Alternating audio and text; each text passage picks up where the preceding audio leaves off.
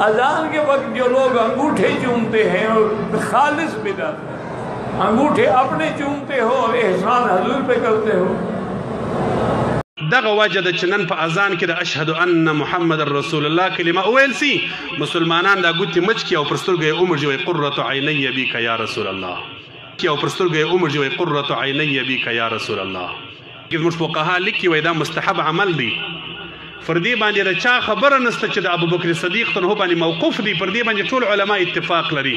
خو د فردی باندې د چا خبره نسته چې د ابوبکر صدیق ته باندې موقوف دی. پردی باندې ټول علما اتفاق لري. خو د مرې کچا د اذان په وخت کې د ګوتې مچولې پر سترګې مژلې زبې جنت ته شفاعت کوم جنت ته به بیایم. السلام علیکم. کچا د اذان په وخت کې د ګوتې مچولې پر سترګې مژلې زبې جنت ته شفاعت کوم جنت ته به بیایم.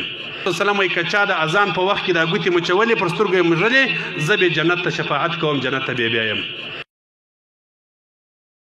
اس میں پاک آیا اور انگوٹھے چوم کے آنکھوں پہ رکھ لیے. انگوٹھے چوم کے آنکھوں پہ رکھ لیے تو یہ حدیث ضعیف ہے. یہ میں آپ کو نکتہ بتا رہا ہوں.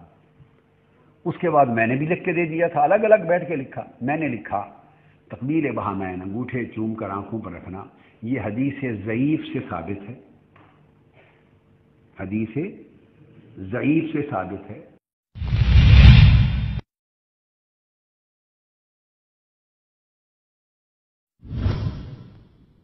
دوران اذان انگوٹھے چومے جاتے ہیں. نبی کریم علیہ الصلوۃ والسلام کا نام نامی اسم گرامی جب مؤذن صاحب کہتے ہیں تو اس وقت انگوٹھے چومے جاتے ہیں، تو کیا اس کی اجازت ہے؟ نبی کریم صلی اللہ تعالی علیہ وآلہ وسلم کا نام نامی سن کر جو ہے وہ انگوٹھے چومنا، اول تو یہ ہے کہ یہ انگوٹھے جو چومے جاتے ہیں اس کا حکم یہ ہے کہ یہ مستحب ہیں. ٹھیک ہے، چومتا ہے. اور اس نہیں ہے یہ انگوٹھے جو ہے وہ اذان میں بھی چومے جا سکتے ہیں، اقامت میں بھی جو ہے وہ چومے جا سکتے ہیں، اور اس کے علاوہ بھی جب بھی آقا نامدار صلی اللہ تعالی علیہ وسلم کا نام نامی سنا جائے اس وقت جو ہے وہ چومے جاتے ہیں. اور اس کا چومنا جو ہے وہ اہل سنت کا گویا ایک شعار سا جو ہے وہ بن گیا ہے. اگر حضور اس میں سنت کا گویا ایک شعار سا جو ہے وہ بن گیا ہے. اگر حضور اس میں اذان میں جب مؤذن کہتا ہے اشہد ان محمد رسول اللہ تو انگوٹھے چومنے چاہیے نہیں، مؤذن کا منہ چومنا چاہیے جہاں سے حضور کا نام نکلا ہے. تمہارے انگوٹھوں سے کچھ نکلا ہے کہ چوم رہے ہو؟ اس قدر جہالت کا کوئی علاج ہے دنیا میں؟ پتہ نہیں کیسے کیسے لوگوں نے مسئلے گھڑ رہے. اچھا پھر نعوذ باللہ اپنے آپ کو سچا کرنے کے لیے کہتے ہیں حضرت ابو بکر نے انگوٹھے چومے تھے. اور خدا کے بندے لاکھوں حضور کے صحابہ ہیں، کسی نے نہیں دیکھا. 1400 سال کے بعد تیرے مولوی نے دیکھ لیا کہ ابو بکر نے چومے تھے.